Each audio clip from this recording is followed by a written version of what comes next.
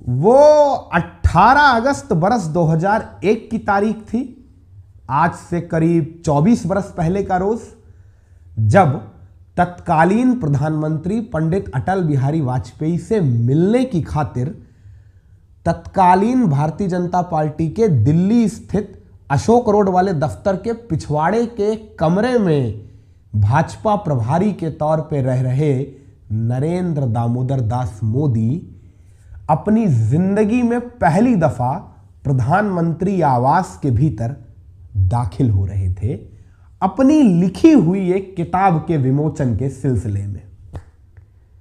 वो किताब जो मोदी ने लिखी थी, उसी शख्स पर जिस शख्स ने आज से करीब 54 बरस पहले यानी बरस 1971 में मोदी को तिहाड़ जेल के भीतर बंद करा दिया था। अब जान रहा हूं जहन के भीतर सवाल कौंध रहे होंगे कि भला यह क्या बात हुई, जिस शख्स ने मोदी को कारागार के दीदार करा दिए, भला उस शख्स पे मोदी किताब क्यों लिखेंगे? तो जनाब, किताब तो बहुत छोटी बात है।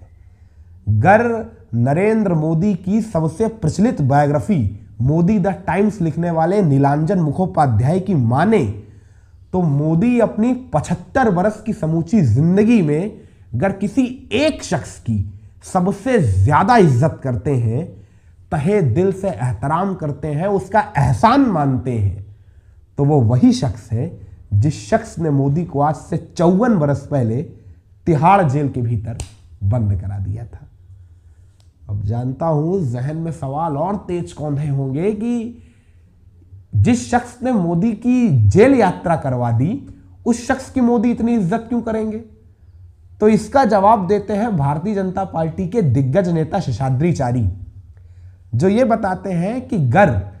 नरेंद्र दामोदर दास मोदी ने अपनी जिंदगी में किसी एक शख्स को सच्चे दिल से अपना आदर्श माना है, सच्चे दिल से मोदी किसी को देखकर उसके जैसा बनने की कोशिश करते हैं, उसके गुणों को आत्मसात करना चाहते हैं, तो वो वही शख्स है जिस शख्स ने आज से 54 बरस पहले मोदी की जेल यात्रा करवाई थी, मोदी को गिरफ्तार करवाकर तिहाड़ के भीतर बंद कराया था। वैसे आप कहें तो एक और परिचय दे सकता हूं उस शख्स का जिस शख्स ने मोदी को तिहाड़ जेल के भीतर बंद कराया था आज से 54 बरस पहले। वो वही शख्स था जिस शख्स के साथ जब 10 बरस के नन्हे से नरेंद्र को पहली दफा बात करते देखा था ना उनके पिता दामोदर दास मोदी ने, तो बहुत डांटा था मोदी को, कान पकड़कर फटकार लगाई थी, नसीहतें दी थी कि किसी भी कीमत पर आज के बाद उस शख्स के साथ नजर ना आना। मगर मोदी ने अपने पिता की दी हुई हर नसीहत को नजरअंदाज कर उस शख्स का संग चुना था। मगर तकदीर का खेल देखिए, मोदी ने जिस शख्स की खातिर अपने पिता से बैर मोल ले लिया, उसी शख्स ने मोदी को तिहाड़ के दर्शन करवा दिए। अब जान रहा हूं जहन के भीतर थोड़ी सी चिढ़ आ रही होगी कि सारी राम कहानी बता दे रहा हूं, बस उस शख्स का परिचय नहीं बता रहा हूं और यह नहीं बता रहा हूं कि उस शख्स ने मोदी को किस इल्जाम में तिहाड़ जेल के भीतर गिरफ्तार करवाया था। भाई, किसी इल्जाम के तहत ही तो जेल जाएगा ना कोई। ऐसा तो होगा नहीं कि बस मोदी को तिहाड़ जेल दिखाने ले गए, पुलिस वाले से कह दिया कि लो जी भैया इसे बैरक के भीतर बंद कर दो। कुछ तो किया होगा ऐसा मोदी ने जिसके चलते मोदी तिहाड़ जेल के भीतर गए होंगे।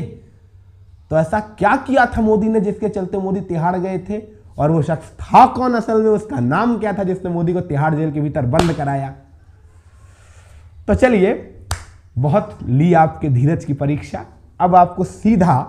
लिए चलता हूं उस शख्स का परिचय करवाने के लिए। तो वो शख्स जिसने मोदी को आज से 54 बरस पहले तिहाड़ जेल के भीतर बंद करवाया था,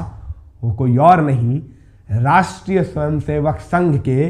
100 वर्षों के इतिहास के सर्वोत्कृष्ट प्रचारकों में से एक, गुजरात के भीतर राष्ट्रीय स्वयंसेवक संघ और उसकी वैचारिकी के तमाम अनुषांगिक संगठनों के लिए भीष्म पितामह नरेंद्र दामोदर दास मोदी के जीवन में उनके पिता का स्थान रखने वाले, मोदी को हर मुश्किल वक्त से बाहर निकालने वाले, मोदी को उनके जीवन का मर्म समझाने वाले, मोदी को उनके जीवन का उद्देश्य समझाने वाले, मोदी को सियासत का ककहरा पढ़ाने वाले, मोदी को संगठन की बारीकियां समझाने वाले, मोदी का कदम कदम पे साथ देने वाले, नरेंद्र मोदी के गुरु, मेंटोर, पथ प्रदर्शक, सारथी, या यूं कह लें मोदी की जिंदगी के सबसे अहम इंसान लक्ष्मण राव इनामदार थे, जिन्हें संगठन के लोग वकील साहब के नाम से भी जानते हैं। अब जानता हूं जहन में और सवाल कौन रहे होंगे कि अगर वो शख्स नरेंद्र मोदी की जिंदगी में इतना ही खास था और उसने मोदी की इतनी ही मदद की, तो फिर उसने मोदी को तिहाड़ जेल के भीतर क्यों बंद करा दिया? तो शायद इसीलिए करा दिया होगा क्योंकि वो भी उसी उक्ति में यकीन रखते थे जिस उक्ति का जिक्र मैं अपने विगत के कई सत्रों में कर चुका हूं और कमेंट सेक्शन में उसकी खातिर बहुत सारे ताने भी खा चुका हूं। वो क्या है कि हिंदुस्तान की सियासत का एक दस्तूर है, यहां जब तक कोई नेता जेल नहीं जाता ना, वो बड़ा नहीं बन पाता। तारीख गवाह है, उठा के देख लीजिए। गांधी 1916, 20, 32, 42 में जेल गए, नेहरू 18, 20, 32, 42 में जेल गए, शास्त्री 1930, 42, 22 में जेल गए, पटेल 1922, 44, 46 में जेल गए,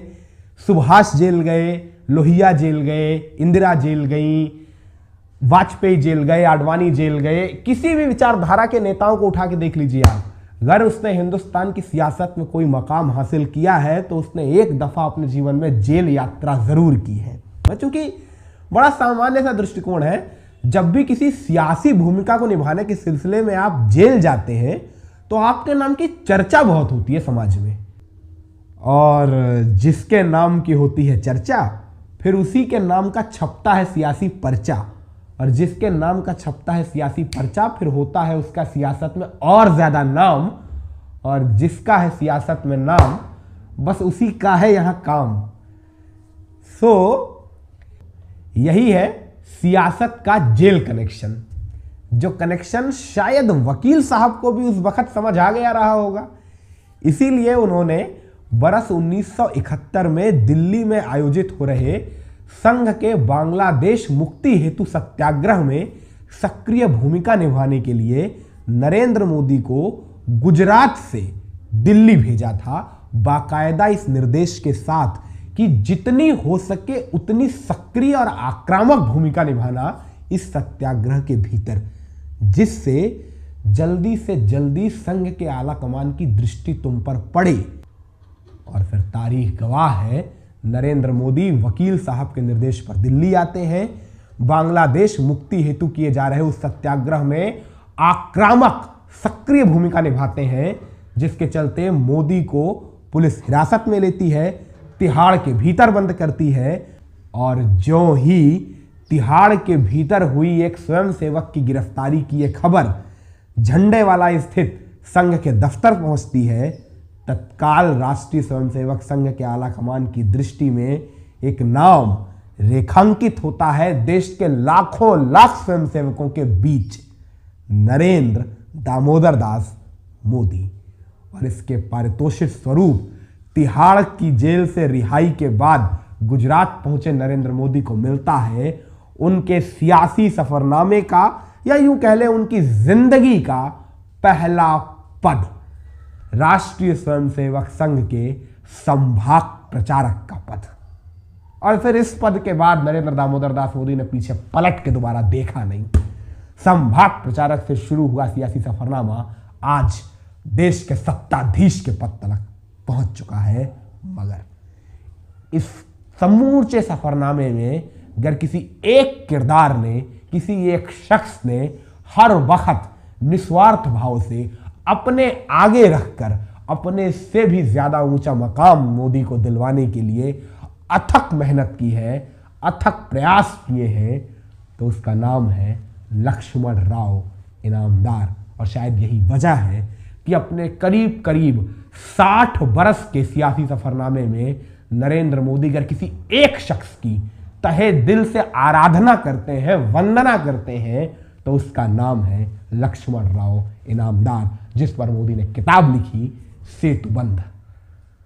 जिस किताब के विमोचन के सिलसिले में ही नरेंद्र मोदी 18 अगस्त 2001 के सिलसिले में देश के प्रधानमंत्री अटल बिहारी वाजपेयी से मुखातिब होने के लिए प्रधानमंत्री आवास के भीतर गए थे। तब शायद न मोदी ने सोचा रहा होगा, न वाजपेयी ने सोचा रहा होगा कि एक रोज मोदी इसी प्रधानमंत्री आवास में बतौर प्रधानमंत्री दाखिल होंगे। यही सियासत है, यही सियासत का चक्र है, घूमता रहता है, घूमता रहता है, घूमता रहता है।